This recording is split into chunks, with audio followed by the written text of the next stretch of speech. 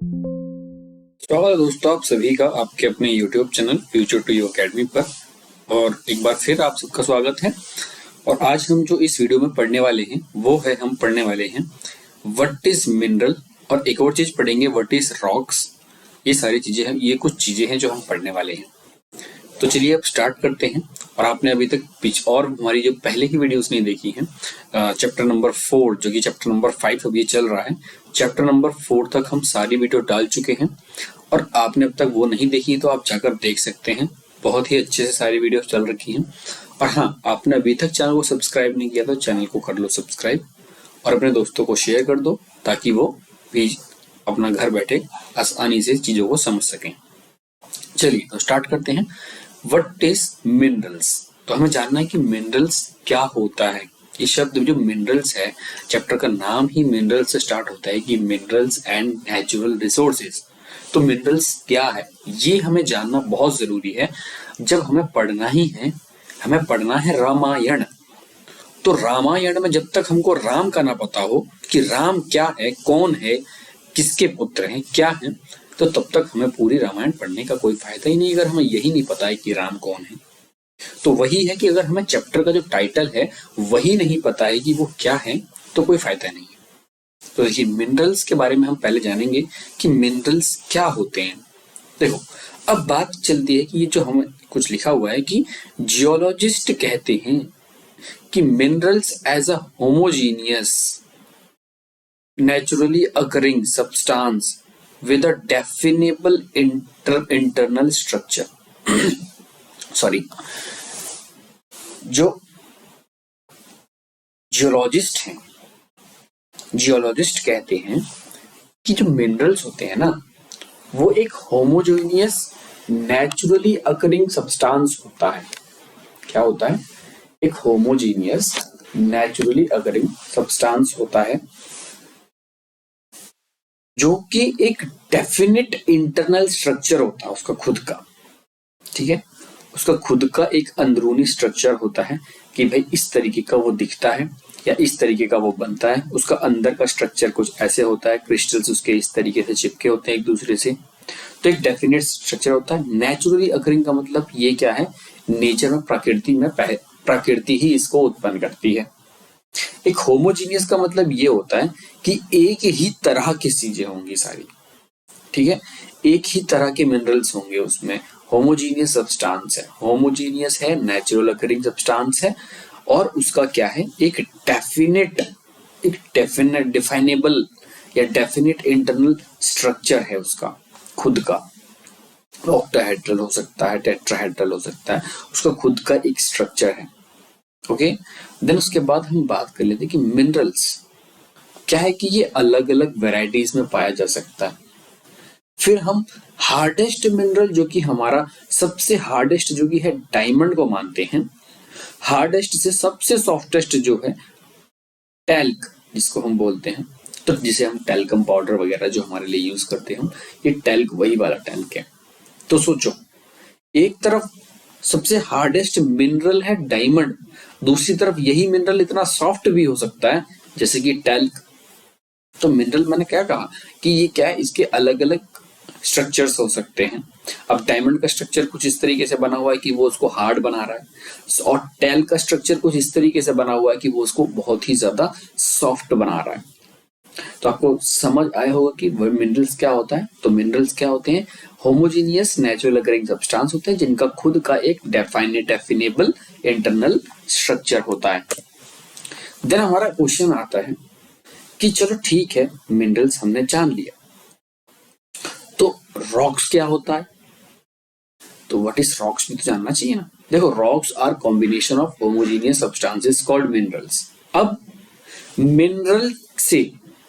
Minerals का जब combination homogeneous substance जो होता है, जो होमोजीनियस सब्सटेंस जैसे कि जो मिनरल्स हैं, जब मिनरल्स कंबाइन करते हैं, मिनरल्स जब कंबाइन करेंगे तो क्या बनेगा? रॉक बनेगा। ओके, जब मिनरल्स, मैंने क्या कहा कि जब ये मिनरल कंबाइन करेगा तो ये मिनरल क्या बनाएगा? ये हमें क्या बना के देगा? ये रॉक्स बनाएगा। तो अब हमें ये पता होना चाहिए कि रॉक्स क्या होते हैं।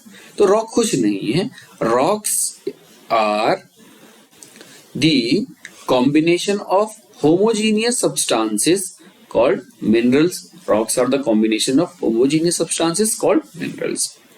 Some rocks, for example, अगर हम बात कर लेते हैं कि कुछ रॉक जैसे कि लाइमस्टोन हो गया, ठीक है, कुछ रॉक्स हो गए जैसे कि लाइमस्टोन हो गया, और कुछ आपके consist of a single mineral only. Limestone जैसे जो रॉक्स हैं उनमें क्या है कि एक ही तरह के सिंगल मिनरल हो सकता है, लेकिन कुछ मेजोरिटी, अगर हम मेजोरिटी रॉक्स की बात कर लेते हैं, अलग अलग तरीके के रॉक्स होते हैं।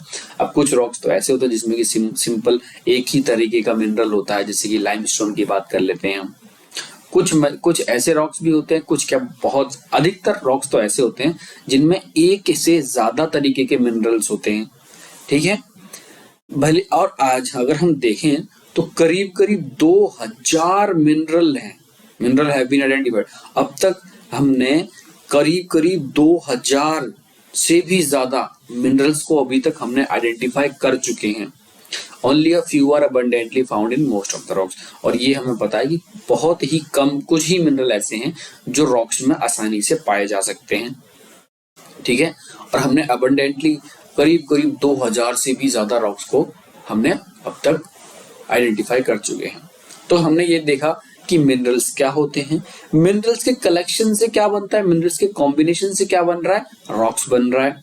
और मिनरल्स किस प्रकार का हो सकता है, मिनरल वेरी करता है भाई।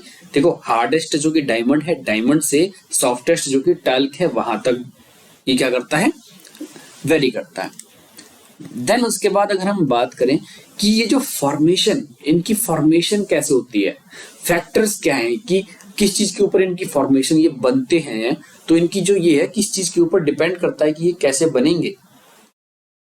जैसे अब एक पर्टिकुलर टाइप ऑफ जो मिनरल होते हैं ना, a particular mineral that will be formed from a certain combination of elements depend upon physical and the chemical conditions under which the material forms. अब किसी भी एक पर्टिकुलर टाइप का जो मटेरियल होगा, ठीक है, किसी भी एक पर्टिकुलर टाइप का जो मटेरियल होगा वो क्या है, वो इस चीज के ऊपर डिपेंड करता है। विल बी फॉर्म्ड, एक पर्टिकुलर टाइप का मटेरियल तब बनेगा, इसका कॉम्बिनेशन जो है किसी भी एलिमेंट का इस चीज के ऊपर डिपेंड करता है कि फिजिकल और केमिकल कंडीशंस कैसी होंगी उस मटेरियल के बनने पर, ठीक है, उस मटेरियल के बनने पर उसकी कंडीशंस क्या थी, ठीक है। मान लो अब यहाँ पर समझो इस बात को, ये लाइन जो है ना, इस लाइन को आप समझ गए तो बहुत कुछ चीजें समझ चुके हैं। ये क्या कह रहा है, किसी एक पर्टिकुलर मिनरल को अगर बनाना है तो उस पर्टिकुलर मिनरल के लिए कंडीशंस होती है, फिजिकल कंडीशन होती है, केमिकल कंडीशन होती है कि भाई इसका इतना प्रेशर होना चाहिए, इतना टेम्परेचर होना चाहिए, ये होना चाहिए, ये वो जो भी चीजें उसकी जो कंडीशंस हैं, वो अगर कंडीशंस मिल जाती हैं तो एक पर्टिकुलर तरीके का मिनरल बन जाएगा। तो कहने का मतलब प्रत्येक मिनरल के लिए अलग अलग कंडीशंस हो सकती हैं, तो किसी भी मिनरल को बनने के लिए उसकी कंडीशंस को फॉलो हो जानी चाहिए। अगर उसकी कंडीशंस फुलफिल हो रही हैं तो उस तरीके का मिनरल बन जाएगा। This in turn results in a wide range of colours. इसी की वजह से अब कंडीशंस सबकी चेंज होती हैं। अब कंडीशन चेंज होती है तो इससे क्या होता है कि कलर्स में चेंज आता है। किसमें, वाइड रेंज ऑफ कलर्स में चेंज आ जाएगा, हार्डनेस में चेंज आ जाएगा, क्रिस्टल्स के फॉर्म्स में चेंज आ जाएगा, लस्चर में चेंज आ जाएगा, और यहाँ तक कि डेंसिटी में भी चेंज आ जाएगा। अब जियोलॉजिस्ट जो हैं इन प्रॉपर्टीज का प्रयोग करते हैं किसके लिए, मिनरल्स को क्लासिफाई करने के लिए।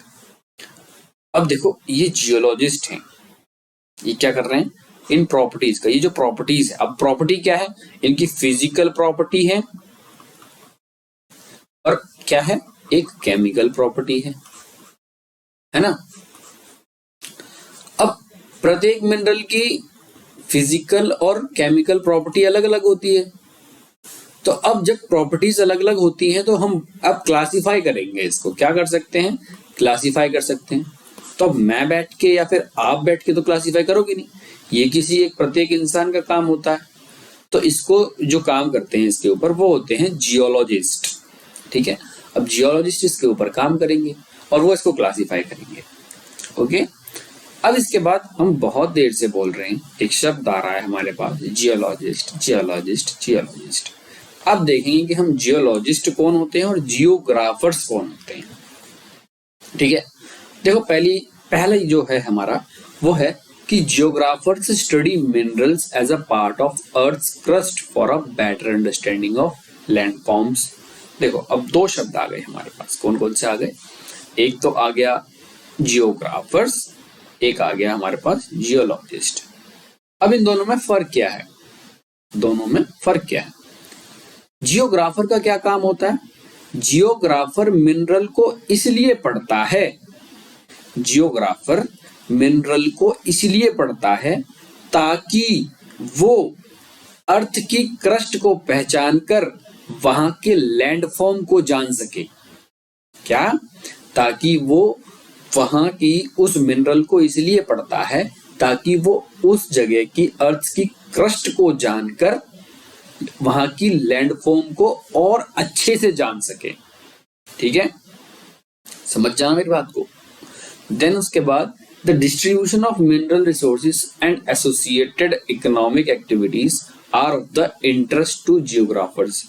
अब जियोग्राफर का इंटरेस्ट क्या होता है, वहां की जो मिनरल रिसोर्स है उसका डिस्ट्रीब्यूशन कैसा है। ठीक है, डिस्ट्रीब्यूशन कैसा है मिनरल रिसोर्स का वहां पर, ये उसके लिए बहुत इंपॉर्टेंट होता है और वो वहां के इकोनॉमिक एक्टिविटीज के लिए भी काम करता है। अब सोचो कहीं पर गोल्ड बहुत निकल रहा है, गोल्ड है, लेकिन वो गोल्ड इतना कम मात्रा में है कि हम उसको खुदाई करके उसको निकलवाएं तो जितने की खुदाई में पैसा खर्च हो जाएगा उससे कम का गोल्ड निकलेगा। तो कहने का मतलब वहां से निकालना बेकार है, पैसा ही नहीं, जब हमारा उसको निकालने में ही इतना पैसा लग जाएगा जितने की वो बिकेगा नहीं, तो क्या फायदा। तो यही सारी चीजों का आकलन करना, इन सब चीजों पर ध्यान देना, इन सब चीजों के बारे में जानना, इस चीजों के बारे में सब कुछ जान पहचान करना, ये सारा काम किसका आ गया, ये डिपार्टमेंट हो गया जियोग्राफर का कि भाई जियोग्राफर तुम अपना ये काम करो। फिर आते हैं जियोलॉजिस्ट। जियोलॉजिस्ट का क्या काम है, जियोलॉजिस्ट का इंटरेस्ट ये होता है कि मिनरल बना कैसे और इसकी एज क्या थी, फिजिकल और केमिकल कंपोजिशन क्या थी इसकी, समझ जाना, समझो। जियोग्राफर का क्या काम है, जियोग्राफर मिनरल को इसलिए पढ़ता है ताकि वो अर्थ की क्रस्ट को जान सके और वहां के लैंडफॉर्म को पहचान सके।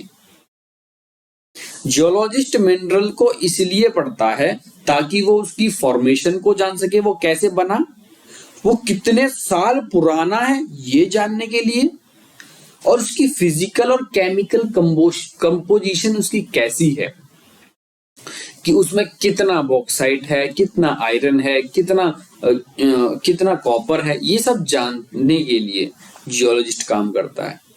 और जियोग्राफर ये काम करता है कि मान लो कहीं की जमीन है, लाइमस्टोन की जमीन होगी या फिर वहां की जो अर्थ क्रस्ट होगी उसमें कुछ मिनरल्स हैं, तो वो मिनरल को इसलिए पढ़ेगा कि वो उस मिनरल से ये पता लगाएगा कि उस जगह का या फिर उस एरिया का जो अर्थ क्रस्ट है वहां पर वो जो उस तरीके का जो लैंड फॉर्म है वो लैंड फॉर्म वहां पर क्यों है, ये करेगा जियोग्राफर। और जियोलॉजिस्ट का काम इतना है कि वो ये जान सके कि इसका मिनरल का फॉर्मेशन कैसे हुआ, कितने साल पुराना है, फिजिकल और केमिकल कंपोजिशन कैसी थी। तो दोस्तों देखो, ये था हमारी आज की वीडियो में। हमने इस वीडियो में ये जाना कि हमने ये जाना कि मिनरल क्या होता है, फिर हमने ये भी जाना कि मिनरल के कॉम्बिनेशन से एक और चीज बनती है जो कि रॉक्स होते हैं। अब ये मिनरल का जो फॉर्मेशन है, इस फॉर्मेशन के फैक्टर्स क्या हैं, ठीक है, तो फैक्टर्स क्या हैं ये भी हमने जाने। देन उसके बाद हमने ये जाना कि जियोग्राफर और जियोलॉजिस्ट में क्या फर्क होता है। तो दोस्तों यहाँ तक की वीडियो आपको जैसी भी लगी हो आप मुझे जरूर बताएं, और चैनल को सब्सक्राइब नहीं किया तो आप चैनल को जरूर सब्सक्राइब कर लें। तो मिलते हैं हम अब नेक्स्ट वीडियो के साथ, तब तक के लिए धन्यवाद, टेक केयर, बाय बाय, जय हिंद, जय भारत।